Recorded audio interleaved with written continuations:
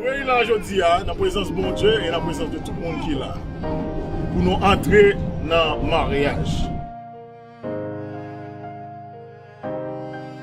Mariage, c'est un bagage que bon Dieu l'y établit. Et il dit que personne ne peut pas désunir ça que lui-même l'y unit. I love you, babe. I love you too.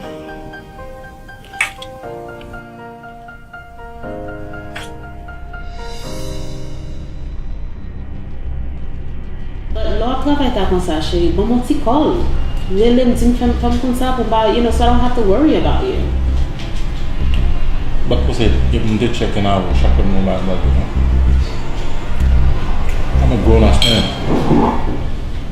Come on, Sabi. You met this guy. You guys only did it for 4 months. I mean, you already married. Like, who does that? It's my husband you're talking about now. I know. Well, Because there is a lot I don't know about you. Oh, there's a lot more.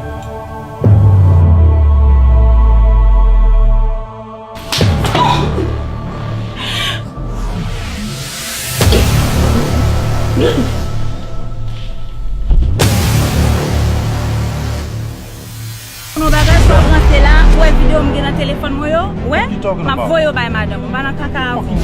Faut qu'on bagage ça au sérieux, pas bon pour non. Faut bailler bac pour police, oui.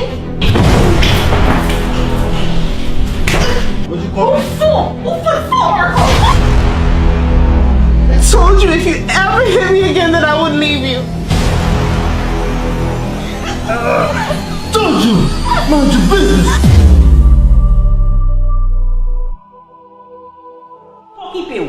Il m'a compris pour tout prison. Et c'est oui.